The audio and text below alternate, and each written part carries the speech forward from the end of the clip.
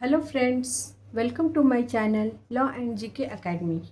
Friends, आज की class में हम लोग सीपीसी की क्लास को ही कंटिन्यू करेंगे और आज देखेंगे बिहार में पूछे गए सीपीसी के प्रीवियस ईयर क्वेश्चन को और क्वेश्चन का आंसर किस तरीके से लिखा जाएगा। तो चलिए क्लास को स्टार्ट करते हैं। क्लास को स्टार्ट करने से पहले आप लोग से रिक्वेस्ट है कि आप वीडियो को कंप्लीट देखिएगा और आपको हेल्पफुल लगे तो प्लीज़ प्लीज़ प्लीज़ ज़्यादा से ज़्यादा लाइक एंड शेयर कीजिएगा। और चैनल पर पहली बार विजिट कर रहे हैं तो प्लीज़ मेरे channel law and GK academy को सब्सक्राइब कर लीजिएगा। चलिए देखते हैं। जैसे आप बोर्ड पर देख सकते हैं, मैंने एक क्वेश्चन लिखा है। ये प्रीवियस ईयर का क्वेश्चन पूछा हुआ है और रेस जुडिकाटा जो है वो बिहार का फेवरेट टॉपिक है। यहाँ से आपका क्वेश्चन बनता ही बनता है, अभी तक के सालों में बनता ही आया है, या फिर जुडिशरी हो या फिर एपीओ हो, पूछता है बिहार। तो पूछा हुआ क्वेश्चन है, इसी को देख लेते हैं हम लोग। पूर्व न्याय किसे कहते हैं या पूर्व न्याय का सिद्धांत किसे कहते हैं?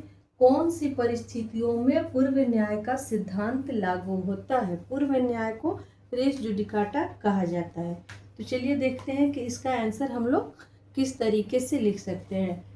लास्ट जुडिशरी के एग्ज़ाम में आप लोग को बता दूं कि पैटर्न जो था, पहले क्या होता था कि आपको 25 मार्क्स का एक पूरा क्वेश्चन आता था, 25 का, ठीक है।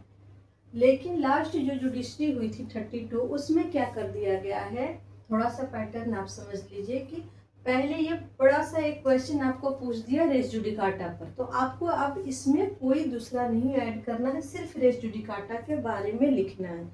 लेकिन जो पैटर्न 32 जुडिशरी में चेंज की गई है वो ये है कि रेस जुडिकाटा का सिद्धांत क्या है, इतना करके उसमें कोई नया क्वेश्चन ऐड कर दिया गया है, चाहे वो सब रेस जुडिस से हो या फिर अपील से हो, ये क्वेश्चन को हटा दिया गया है, ठीक है। मतलब कि आपको 25 का मार्क्स का क्वेश्चन है तो आपको क्या कर दिया गया है, इसको तोड़ दिया गया है। 10 नंबर का ये कर दिया गया है, तो 5 नंबर का एक और क्वेश्चन इसी में क्वेश्चन को ऐड कर दिया गया है, ठीक है। तो 25 को 2-3 क्वेश्चन में डिवाइड करके पूछने लगा है, ठीक है। तो इस तरीके से आप क्या किस तरीके से पढ़ सकते हैं कि जो भी टॉपिक है, आप क्वेश्चन प्रीवियस ईयर का बनाना अभी मत स्टार्ट कीजिए। मैं कहूँगी कि आप जो भी सब्जेक्ट उठा रहे हैं उसको सबसे पहले जो सिलेबस है उसके पूरे टॉपिक को आप कंप्लीट कीजिए। जैसे कि रेस जुडिकाटा हो गया, तो रेस जुडिकाटा को हम फुल डिटेल में पढ़ लेते हैं। अब ज़रूरी नहीं है कि यहाँ से सिद्धांत पूछे या पूछ दे कि किन परिस्थितियों में लागू होता है, सिर्फ वो क्वेश्चन पूछ दे, या फिर पूछ दे कि इससे रिलेटेड फेमस केस के बारे में बताइए, क्या सुप्रीम कोर्ट ने डिसीजन दिया था, या फिर इसके एलिमेंट क्या है, ठीक है। या फिर पूर्व न्याय का सिद्धांत जो है वो किस केस में कहा गया कि ये बंद प्रत्यक्षीकरण रीट पर लागू नहीं होता है। तो इस तरीके से क्वेश्चन को तोड़ तोड़ के पूछने का ट्रेंड स्टार्ट हो गया है, इसलिए मैं पुराना तो आपको दे रही हूँ क्वेश्चन, साथ में नई जो ट्रेंड शुरू हुई है उसको बारे में भी आपको इन्फॉर्म कर देती हूँ, ठीक है। नेक्स्ट जो अब हम लोग बनाएंगे, तो पहले तो हम लोग प्रीवियस ईयर के जो भी फैक्ट, मैं आपको पूरा कंप्लीट क्वेश्चन का इसलिए मैं रखी हूँ कि आपका एक पूर्व न्याय यानी रेस जुडिकाटा पे कंप्लीट आपका एक आंसर तैयार हो जाए। जब आपका रेस जुडिकाटा तैयार हो गया तो अब एग्जामिनर कहीं से भी क्वेश्चन पूछेगा, आप आसानी से लिख लीजिएगा, ठीक है। मेरा वही मकसद है। अगर मैं इसमें सिर्फ थोड़ा सा आपको बता दूं, बाकी सब को हटा दूं, तो अगर मैंने सिद्धांत बता दिया, परिस्थितियां नहीं बताई, उससे जुड़े मैक्सिम नहीं बताए, केसेस नहीं बताए, तो आने वाले एग्जाम में आपको दिक्कत हो सकती है। इसीलिए मैंने इसको पूरे 25 मार्क्स का रखा है।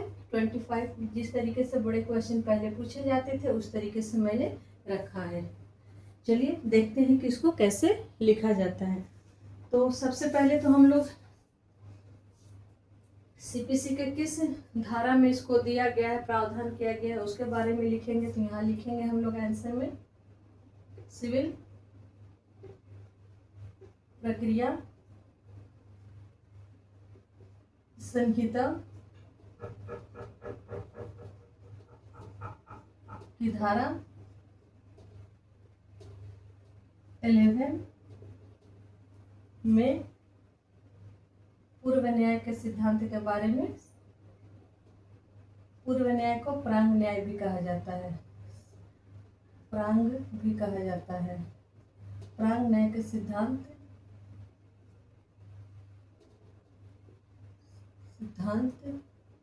के बारे में प्रावधान है।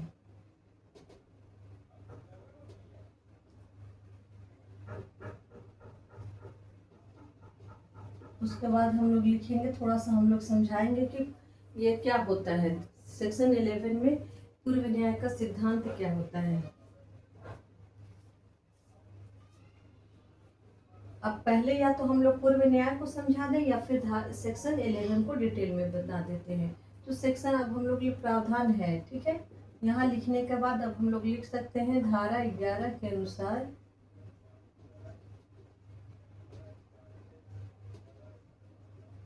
किसी सक्षम यानी कॉम्पिटेंट अधिकारिता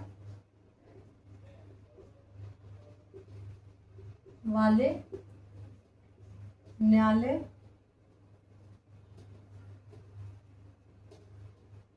द्वारा मामले को सुनकर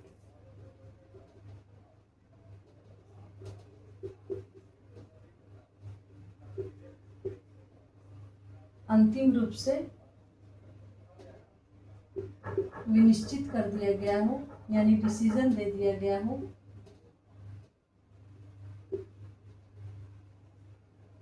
कर दिया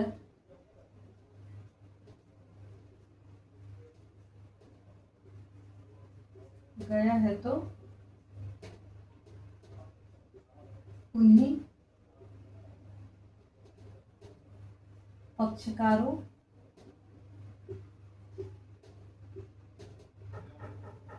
या उनके विधिक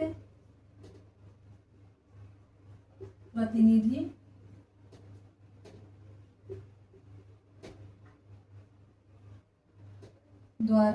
प्रतिनिधियों द्वारा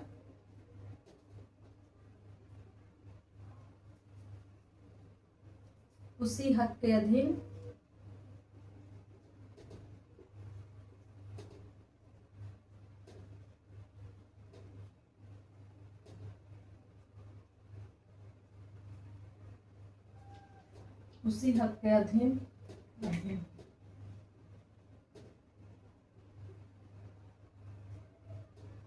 उसी विवादक पर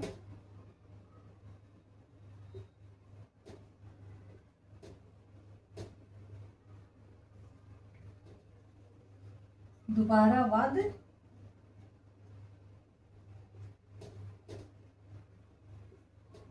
लाने की अनुमति नहीं होगी।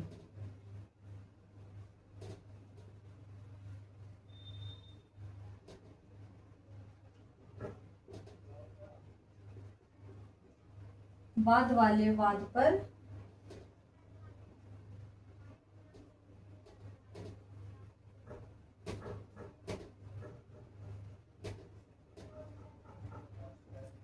पूर्व न्याय का सिद्धांत लागू होगा।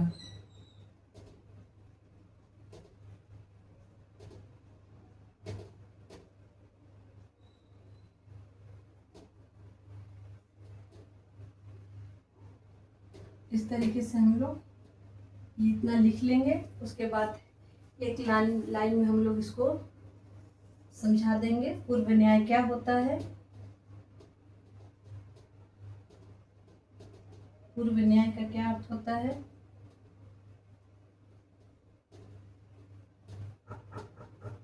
पहले से निर्णय।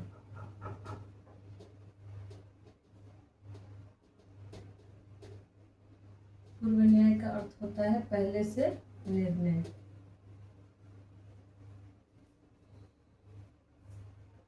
पूर्व न्याय का जो सिद्धांत है वो क्या काम करता है, तो यहाँ लिख देंगे। एक्स्ट्रा फैक्ट में हमको लिखना है तो एक्स्ट्रा फैक्ट हम लोग लिख सकते हैं पूर्व न्याय का सिद्धांत न्यायालय के निर्णय को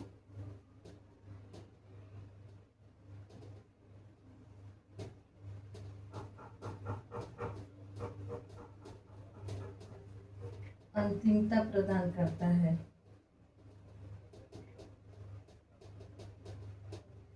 अंतिमता प्रदान करता है।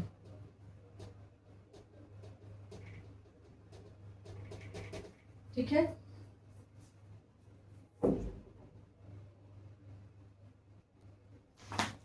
अब हम लोग इससे रिलेटेड लीडिंग केस है उसको लिख देंगे। सत्य चरण बनाम देवराज। कब का ये केस है? 1960 का केस है। इस केस में क्या कहा गया तो लिखते हैं, इस वाद में सर्वोच्च न्यायालय ने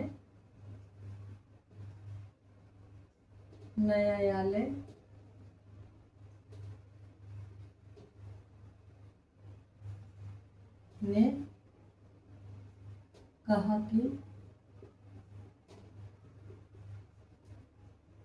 जब किसी मामले को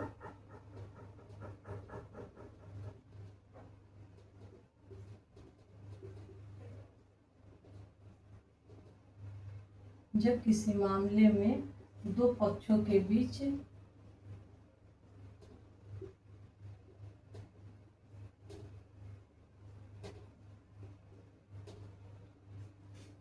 तथ्य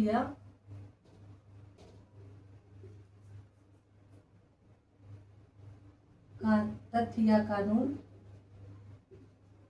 के प्रश्न पर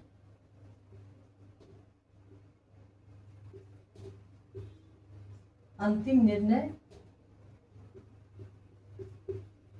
निर्णय आ जाता है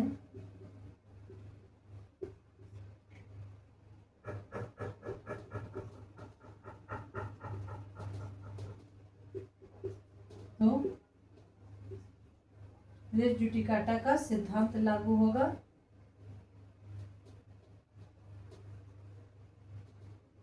तो पूर्व न्याय का सिद्धांत लागू होगा।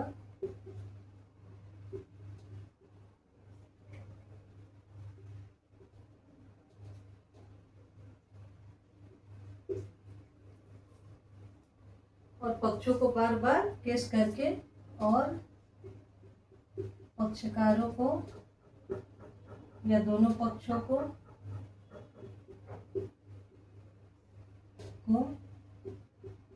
बार बार एक ही हक या विषय पर वाद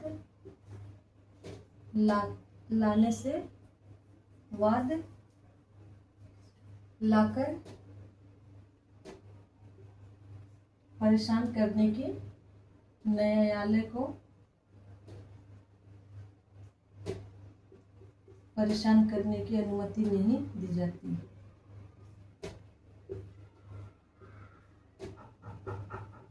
अनुमति नहीं दी जाएगी।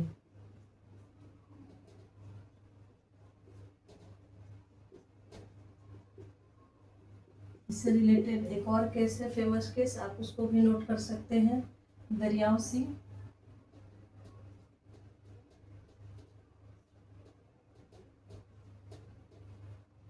बनाम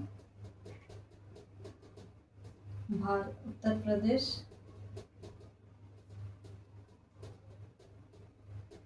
नाइनटीन 1962 का ये केस है। इस केस में कहा गया कि रेस जुडिकाटा का जो सिद्धांत है वेरी इंपॉर्टेंट है, इसको थोड़ा सा नोट डाउन कर लीजिए। सीधे से मैं लिख देती हूँ। इस वाद में कहा गया, यह कहा गया कि आर्टिकल को हिंदी में लिख रहे हैं तो अनुच्छेद ही लिखिएगा। 32 और 26 के आपसी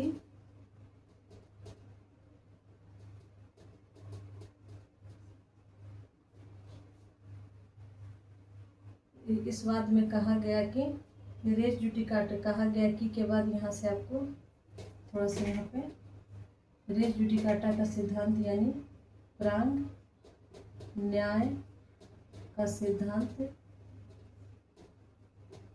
थोड़ा सा देखने अच्छा लगेगा। न्याय का सिद्धांत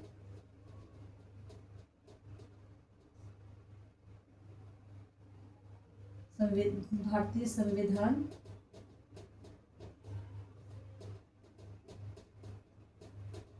के अनुच्छेद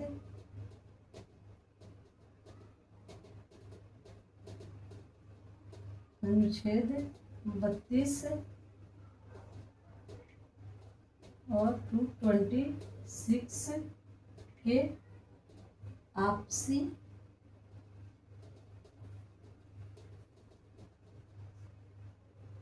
संबंध से संबंधित है।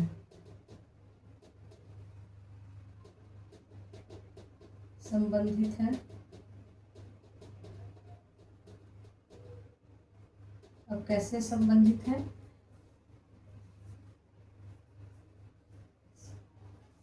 सर्वोच्च न्यायालय ने यह कहा गया कि संबंधित है यदि उच्च न्यायालय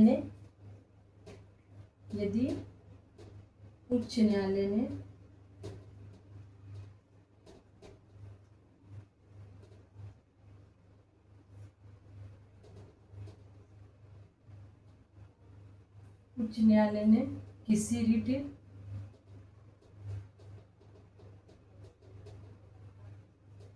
याचिका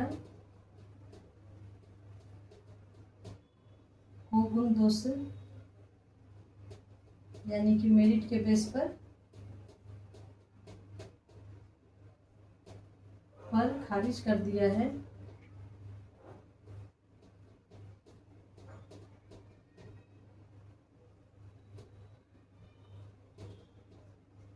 यहाँ लिख देती हूँ, खारिज कर दिया है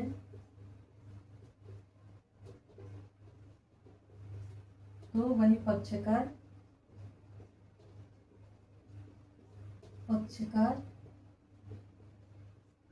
आर्टिकल यानी अनुच्छेद 32 के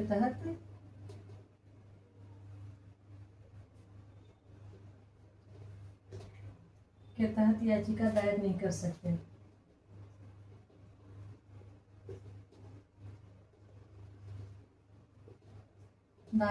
सकते। तो यह कहा था सुप्रीम कोर्ट ने। आगे अब हम लोग लिखेंगे सकते हैं। ठीक है, इस तरीके से आप जो भी लीडिंग केस है उसको डाल सकते हैं। अब जबकि ये क्वेश्चन काफ़ी बड़ा है, 25 मार्क का है, तो इसको हम लोग काफ़ी डीप में बड़े में लिखेंगे। तो इसके साथ अब हम लोग पूर्व न्याय को डिफिनेशन से और केस लॉ से हमने समझा दिया। अब हम लोग इसका लिख सकते हैं उद्देश्य क्या है। उद्देश्य कि पूर्व न्याय सिद्धांत को लागू करने का उद्देश्य क्या रहा है। तो उद्देश्य आप लिख सकते हैं, फर्स्ट आप लिख सकते हैं राज्य के हित में है कि मुकदमेबाजी का अंत हो।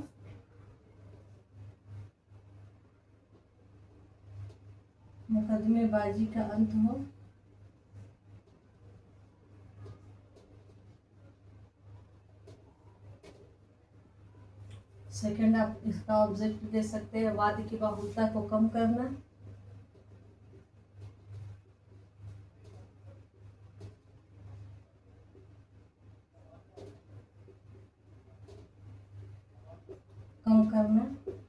थर्ड आप दे सकते हैं एक न्याय के निर्णय को अंतिमता प्रदान करना। अगर जो भी विचारण न्यायालय ने डिसीजन दे दिया है तो उसको अंतिमता प्रदान करना। एक न्यायालय के निर्णय को अंतिमता प्रदान करना।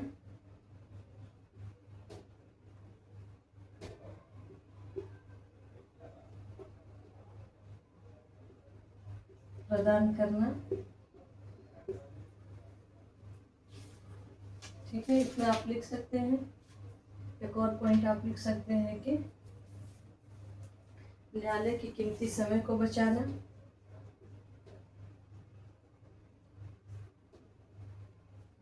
कीमती समय को बचाना,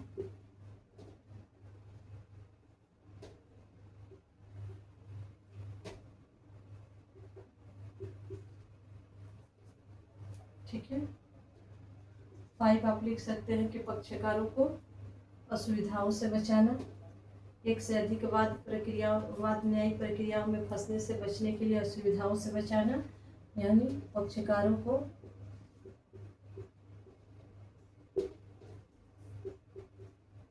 एक से अधिक न्यायिक प्रक्रियाओं में उलझने से बचाना,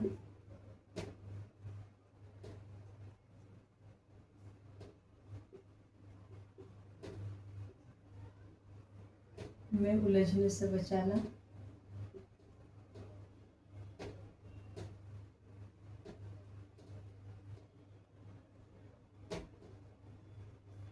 इस तरीके से हमने इसका ऑब्जेक्ट लिख दिया। अब हम लोग लिख सकते हैं कि पूर्व न्याय का सिद्धांत किन सूत्रों में, जो कुछ सूत्र है वो सूत्र आप लिख सकते हैं। मैक्सिम डालने से आंसर थोड़ा इफेक्टिव होता है, सूत्र यानी मैक्सिम को डाल सकते हैं कि इस पर रिलेटेड कौन कौन सा है फेमस है मैक्सिम है। तो आप एक पहले तो डाल सकते हैं नेमो डेप्ट,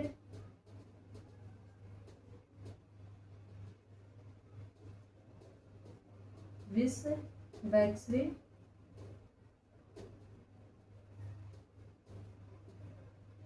प्रो यूना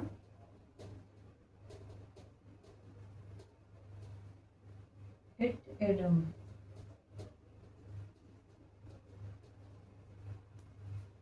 किसी व्यक्ति को एक वाद हेतु के लिए दोबारा तंग नहीं किया जा सकता, ठीक है। एक और मैक्सिम आप लिख सकते हैं, इंटरेस्ट रिपब्लिका फेमस है ये, इंटरेस्ट रिपब्लिका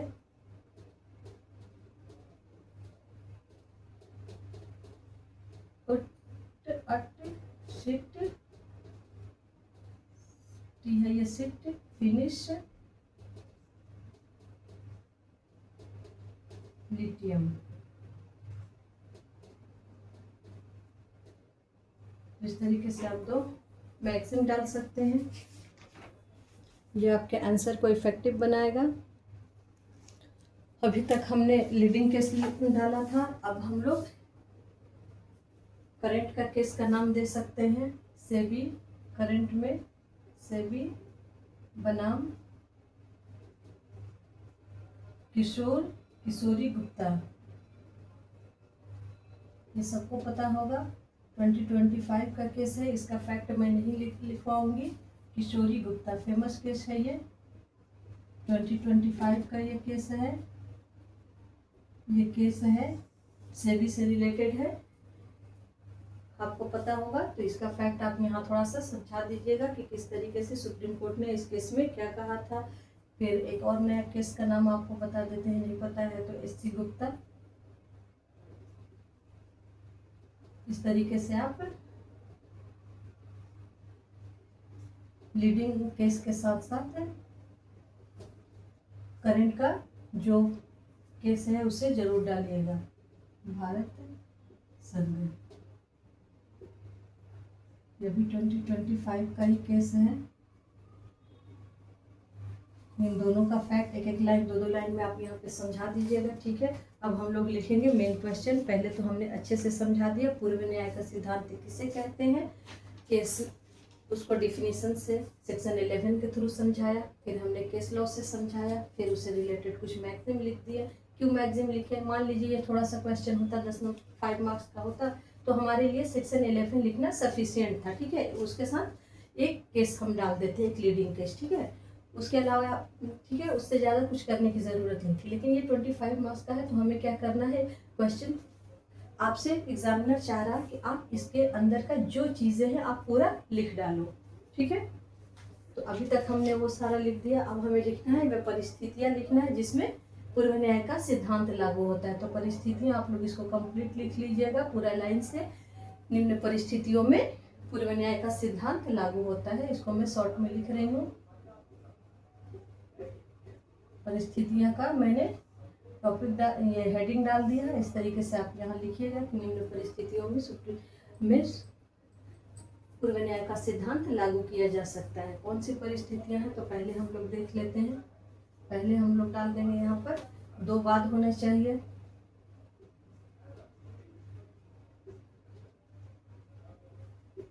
दो बात तो होना ही चाहिए। सेकंड क्या है, वही पक्षकार होना चाहिए।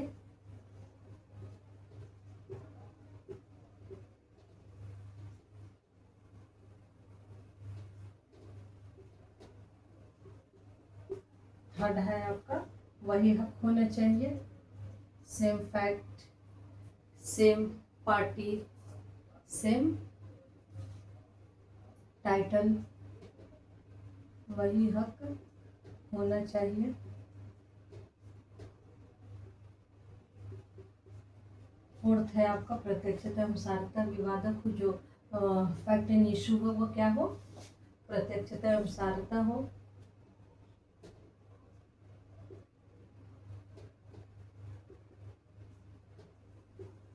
सारता विवादक।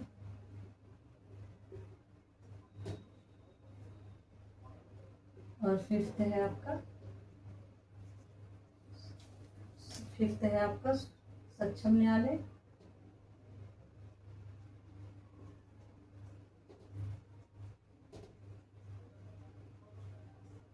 सिद्ध हो जाएगा, सुना गया और अंतिम रूप से विनिश्चित किया गया। सुना गया और अंतिम रूप से विनिश्चित किया गया।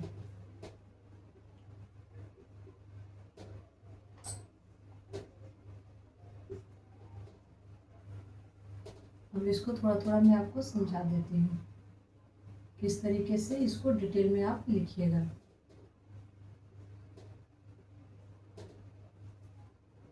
आधा मैंने आपको पूरा क्वेश्चन का आंसर समझा दिया, आपको समझ में आ गया कि किस तरीके से लिखना है। बाकी परिस्थितियों को आप मैं पूरा इसको आपको समझा देती हूँ। 2 वाद होना चाहिए तो क्या लिखी जानी चाहिए, पूर्व न्याय का सिद्धांत लागू होने के लिए 2 वादों का होना जरूरी है। कौन कौन से 2 वाद, एक फर्स्ट जो वाद होगा वो तो पूर्ववर्ती होगा। सेकंड क्या होगा, पश्चातवर्ती। पश्चातवर्ती।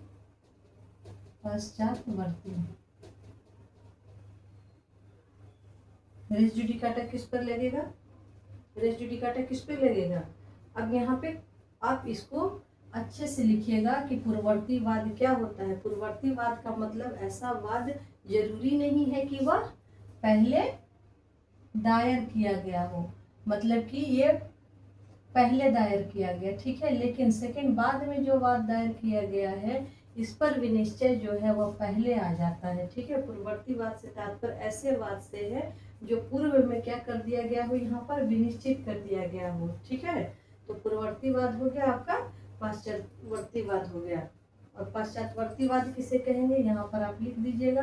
पूर्ववर्तीवाद से तात्पर्य ऐसे वाद से है जो पूर्व में विनिश्चित किया गया हो, चाहे वह पहले संशिष्ट की गई हो या नहीं, मतलब कि पहले वह दायर की गई हो या नहीं, लेकिन सबसे पहले क्या होगा, इसके ऊपर कोर्ट ने डिसीजन दे दिया हो, डिसीजन, ठीक है। अगर मान लीजिए पूर्ववर्ती दायर किया पश्चात, इसके ऊपर अगर पहले डिसीजन आए तो ये पूर्ववर्ती मानी जाएगी, ये नहीं मानी जाएगी। इस चीज को आप अपने आंसर में क्लियर लिखिएगा। पश्चातवर्तीवाद वह वाद होता है जो बाद में संशिष्ट किया गया हो, ठीक है, लेकिन अर्थात प्रथम वाद के विनिश्चय के बाद संशिष्ट किया गया हो, मतलब इसमें तो विनिश्चय आ गया पूर्ववर्ती में और इसमें विनिश्चय अभी नहीं आया है, तो यह क्या माना जाएगा, पश्चातवर्ती माना जाएगा। तो इस तरीके से दोनों वादों को समझा दीजिएगा। दोनों पक्षकार होना चाहिए, तो पूर्ववाद के पक्षकार या उसके विधिक प्रतिनिधियों द्वारा संश्लिष्ट, मतलब पहला जो वाद दायर किया गया हो जिन पक्षकारों द्वारा या विधिक प्रतिनिधियों द्वारा, उन्हीं के द्वारा क्या दोबारा वाद दायर किया गया, वही हक होना चाहिए। में आप क्या लिखिएगा, हक से तात्पर्य पक्षकारों की विधिक सक्षमता से होता है और वाद लाता है जिसके विरुद्ध वाद लाया जा सकता है, ठीक है। यहाँ हक के बारे में समझा दीजिएगा। फोर्थ में आप क्या लिखिएगा, प्रत्यक्षता। तो सेक्शन यहाँ पे आप थोड़ा सा समझा दो, प्रत्यक्षता एवं सारता में क्या लिखिएगा, धारा 11 का यहाँ पे आप स्पष्टीकरण लिख दीजिएगा। सेक्शन 11 का एक्सप्लेनेशन 3, इसमें प्रत्यक्षता एवं सारता विवादक होने के लिए आवश्यक है कि विवादक को एक पक्षकार ने उठाया हो और दूसरे ने, एक ने प्रत्यक्षता और सारता विवादक होने के लिए क्या है कि एक पक्षकार ने उसे उठाया हो और दूसरे ने स्वीकार या अस्वीकार कर लीजिए क्या हो। मान लीजिए ए है, ये बी है। ए कहता है इस घर के बारे में अपने हक को बताता है, ठीक है। बी ने इसको या तो स्वीकार किया हो या अस्वीकार किया है, ठीक है। स्वीकार किया है तब भी ये प्रत्यक्षता एवं सारता विवादक होगा, अस्वीकार किया है तब भी ये प्रत्यक्षता एवं सारता विवादक होगा, ठीक है। नेक्स्ट आपका न्यायालय की सक्षमता, पूर्व न्याय का सिद्धांत तभी लागू होगा, मतलब कि लिख दीजिएगा कि तभी लागू होगा जबकि वह डिसीजन जो दिया गया है पूर्ववर्तीवाद का वह सक्षम अधिकारिता वाले न्यायालय द्वारा दिया गया हो। अगर सक्षम न्यायालय ही सक्षम नहीं था तो वह डिक्री क्या मानी जाएगी, वैलिड नहीं मानी जाएगी। और जो न्यायालय ने, सक्षम न्यायालय ने डिसीजन दिया गया वो प्रॉपर सुना गया हो और अंतिम रूप से विनिश्चित किया गया। ये नहीं कि बिना सक्षम न्यायालय है, बिना सुने पक्षकारों को अपने बिना सुने उसने डिग्री दे दिया हो तो नहीं माना जाएगा। तो इन सबको अच्छे से पॉइंट में आप लोग लिख लीजिएगा। मैं समझा दी हूँ कि क्या क्या और कैसे लिखना है। अगर नहीं लिख पाइएगा तो आप मुझे कमेंट करिएगा कि मैम इसको भी डिटेल में आप लिखवा दीजिए, तो मैं कमेंट करिएगा तो मैं इसको लिखवा दूंगी, ठीक है। एक और क्वेश्चन हम लोग देख लेते हैं, डिग्री और आदेश में क्या डिफरेंस है, ठीक है।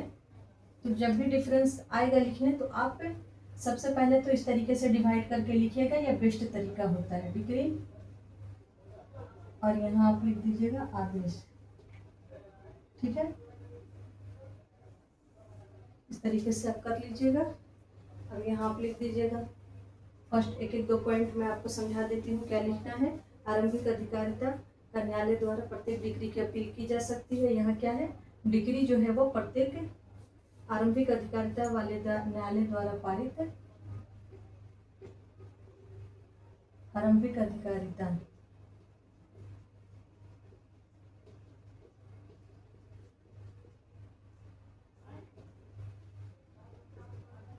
न्यायालय द्वारा पारित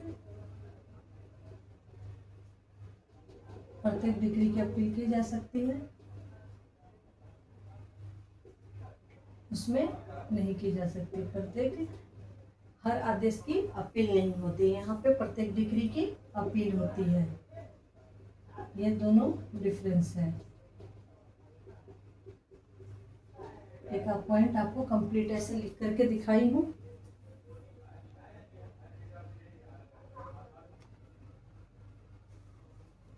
डिग्री और आदेश में डिफरेंस आएगा तो इस तरीके से लिखिएगा कि डिग्री आरंभिक अधिकारिता वाले न्यायालय द्वारा पारित प्रत्येक डिग्री की अपील होती है, मतलब जो विचारण न्यायालय द्वारा डिग्री दी गई हो उसको एसेंशियल जुरिस्डिक्शन वाले न्यायालय द्वारा पारित प्रत्येक डिग्री की अपील होती है। और हर एक जरूरी नहीं कि हर ऑर्डर की अपील होती हो, ठीक है। सेकंड में लिखिएगा कि अपील में पारित डिग्री की द्वितीय, सेकंड अपील कहाँ होता है, अपील में पारित डिग्री की अब हो सकती है सेकंड अपील, लेकिन आदेश के विरुद्ध द्वितीय अपील का प्रावधान नहीं किया गया है। इसमें है कि पक्षकारों के सभी अधिकारों का अंतिम निर्णय होता है। इसमें पक्षकारों के अधिकारों का अंतिम निर्णय हो भी सकता है और नहीं भी, ठीक है। डिग्री प्रारंभिक और अंतिम हो सकती है। 2 टाइप्स की डिग्री हमने पढ़ा है। आदेश प्रारंभिक नहीं होता है, डिग्री केवल वाद में ही पारित होती है। आदेश वाद के अतिरिक्त अन्य किसी भी लीगल कार्रवाई में दिया जा सकता है। बाकी इसको लिख दीजिएगा, सेक्शन 2.2 में परिभाषित किया गया है, इसको परिभाषित नहीं किया गया है। इससे रिलेटेड, डिग्री और आदेश से रिलेटेड और भी जितने आपको फैक्ट आते हैं उसका कंप्लीट एक आप नोट्स बना लीजिएगा, ये आपके एग्जाम के लिए हेल्पफुल होगा। आई होप कि मेरा ये वीडियो आपको अच्छा लगा होगा, हेल्पफुल लगता है तो प्लीज़ प्लीज़ प्लीज़ आप एक लाइक कर दीजिए और ज़्यादा से ज़्यादा शेयर कर दीजिएगा ताकि दूसरे बच्चे भी मेरे channel law and GK academy से अटैच हो सके और ये मेंस की तैयारी अच्छे से कर सके। चलिए अब मैं आप लोग को एक टेस्ट देती हूँ। अभी तो हमने रेस जुडिकाटा पढ़ा, आपको किस पे आंसर लिखना है? सब रेस जुडिस पर, सब रेस जुडिस। सब रेस जुडिस को आपको खुद से तैयार करना है। तैयार करके इसके ऊपर आंसर लिखना है। सब रेस जुडिस क्या होता है, इसकी जैसे मैंने इसको लिखा, सब रेस जुडिकाटा इसमें दिया गया सेक्शन 11, आप लिखिएगा विचाराधीन न्यायालय सेक्शन 10 में दिया गया है। उसका ऑब्जेक्ट क्या है, उस पर रिलेटेड मैक्सिम लिखिएगा। सब रेस जुडिकाटा किन परिस्थितियों में होता है, या फिर उससे रिलेटेड जितने भी एसेंशियल एलिमेंट है वो सारे लिख करके आप अपना एक नया रेस जुडिकाटा, सब रेस जुडिकाटा पर एक फिर प्रॉपर आंसर तैयार करके अगर आप चाहें तो मुझे मेरे नंबर पर व्हाट्सअप कर सकते हैं। मैं आपको चेक करके बता दूंगी कि आप में आंसर में कितनी कमियां हैं या कितने अच्छे से आपने लिखा है। तो इसके लिए आप इस मेरे channel law and GK academy से प्लीज़ जुड़े रहिए। सीपीसी के अलावा मैं बहुत जल्द आपको नेक्स्ट वीडियो में साइंस पर बनाने वाली हूँ। साइंस का आपको कहीं से भी कोई सोर्सेज मिलने वाला नहीं है, तो मैं आपको साइंस की पूरी कंप्लीट वीडियो बना कर देने वाली हूँ मेंस के लिए। तो प्लीज़ आप लोग से यही रिक्वेस्ट है कि आप प्लीज़ वीडियो को कंप्लीट देखा कीजिए और लाइक एंड शेयर किया कीजिए, और चैनल पर पहली बार आए हैं तो प्लीज़ सब्सक्राइब कर लीजिए। चलिए मिलते हैं नेक्स्ट वीडियो में, तब तक के लिए जय हिंद।